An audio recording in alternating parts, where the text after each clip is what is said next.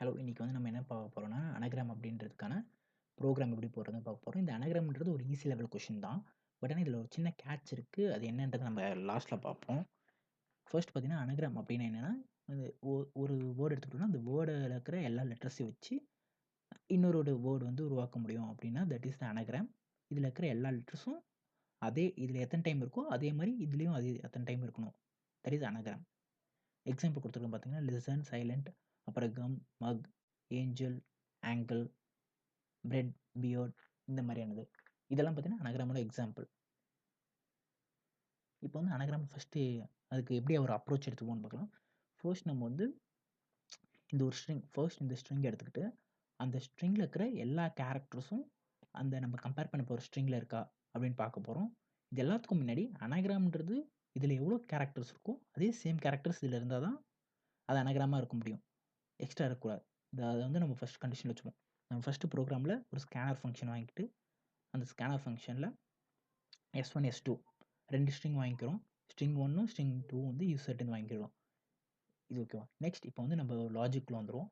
First நம்ம சொன்ன மாரி S1 S1 ஸ்ட்ரிங்கும் S2ஓட லென்த்தும் சேமா இருந்தா மட்டும் தான் இது வந்து எக்ஸிக்யூட் ஆகும். இஃப் சேமா இல்ல, எல்ஸ் அப்படின்றபோது நம்ம வந்து அது வந்து அனகிராம் இல்ல. Given string are not anagram அப்படின்னு சொல்லி நம்ம பிரிண்ட் பண்ணிடுறோம். இப்ப 2மே சேம் லென்த்ல இருக்கு. அப்படின்றபோது அடுத்து என்ன ஆகும்னா, ஒவ்வொரு கேரக்டர் இதுக்குள்ள 2 ஃபார் லூப் இருக்கு. ஃபர்ஸ்ட் ஃபார் லூப்ல ஃபர்ஸ்ட் ஸ்ட்ரிங்லேருந்து S1லேருந்து எடுத்து S2ல கம்பேர் பண்ண போறோம்.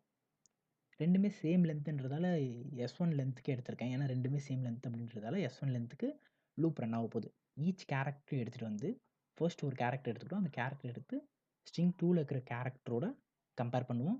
இப்போ வந்து ஒருவேளை அதோட அதில இருந்துச்சுன்னா, கவுண்ட்ன்ற வேரியபிள்ல வந்து ஏற்கனவே கிரியேட் பண்ணி வச்சிருக்கோம். கவுண்ட்ன்ற வேரியபிள் பார்த்தீங்கன்னா 0ல இருக்கும்.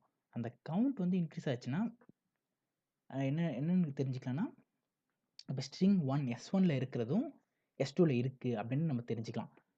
அது தெரிஞ்சுக்கிட்டோமா? இப்போ ஒரு கேரக்டரும் பார்த்துருவோமா?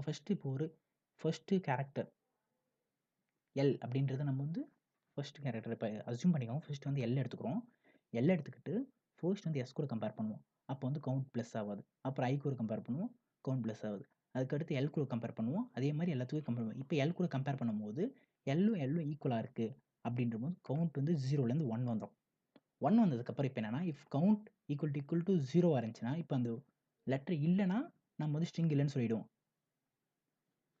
அப்படி லெட்டர் இருந்துச்சுன்னா, நம்ம அடுத்த கேரக்டருக்கு போயிடுவோம். இப்ப நடுவுலயே நம்ம இந்த இந்த ப்ரோகிராம்ல என்ன டிசைன் பண்ணியிருக்குங்கன்னா, இப்ப நடுவுலயே இப்ப அந்த கேரக்டர் ஒரு கேரக்டர் இல்லனாலும் அது